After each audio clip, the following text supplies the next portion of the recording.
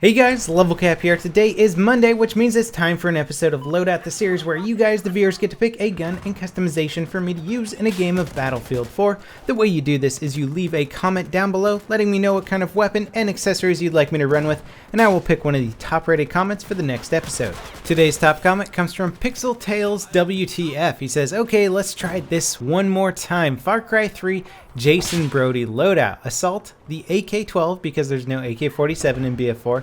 No attachments, M1911, M320, machete, play on Lost Islands mainly. You can also play on other naval strike maps, but try to knife many people from behind. I hope you'll notice this. Thanks for all your great helpful content, by the way. And I'll admit I didn't have a lot of luck knifing people from behind. I played a lot of Rush on Lost Islands or Obliteration, and just those game modes are so chaotic and kind of open, especially on the naval strike maps, that it really is pretty tricky to sneak up behind people. Though you are right in thinking that Lost Islands really is a perfect map to try and replicate that Far Cry 3 ambiance. Now, as for using an AK-12 with no attachments aside for the grenade launcher on the bottom, which does look pretty darn cool, I have to say it is a well-rounded gun. It's solid, it performs well without attachments. You can do just fine, and the iron sights themselves are not that hard to use. They're not the greatest, obviously. A red dot sight, in my opinion, is always going to be superior, but if you gotta use some iron sights, the AK-12 certainly doesn't have bad ones. And I kind of like loadouts that remind me of what it's like to start playing Battlefield 4 from the beginning again. If you've got a raw AK-12, no attachments, well, that's pretty much what you get when you start playing Battlefield 4 for the first time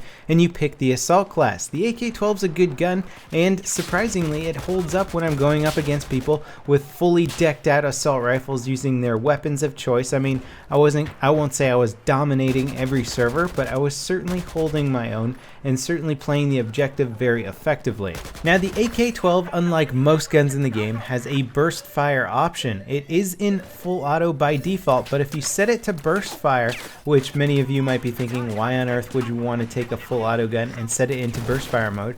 Well, it increases the rate of fire while in burst fire, so it's pretty interesting, and I won't say I prefer burst fire mode, but it does give you some interesting alternatives.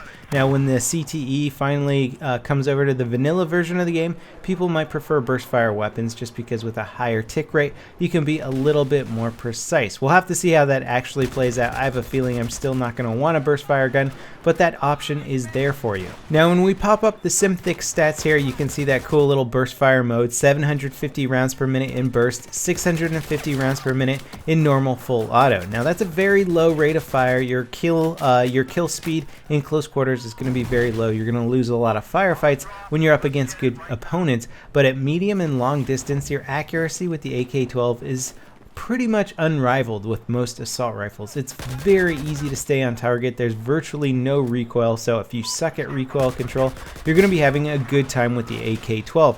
And I think DICE was really smart to provide this as the starting gun in Battlefield 4. It's great for novices, it's good for experienced players that want something that's good at medium and long range, and if you feel like upgrading from here, you're going to have a good foundation to build from with the AK-12. It's always a good reliable gun to run back to. Because the gun has such good accuracy, making it great for long range engagements, playing on naval strike maps is a perfect marriage for this specific assault rifle. And I was having a lot of fun playing the objective and dropping people at just longer ranges than I think they were expecting. And it is especially rewarding taking somebody out while staring down the iron sights of a weapon. There's just a cool nostalgic feeling when you are running a gun that just feels stock, it feels rugged, it feels basic, and it almost makes me disappointed that there's no incentive to use iron sights in Battlefield. Now, other games offer you some sort of incentive not to run with a red dot sight. Take Insurgency, for example. It's going to cost your character a point or two to put your preferred red dot sight on your gun. Now, if you don't spend that point by buying the red dot sight for your weapon,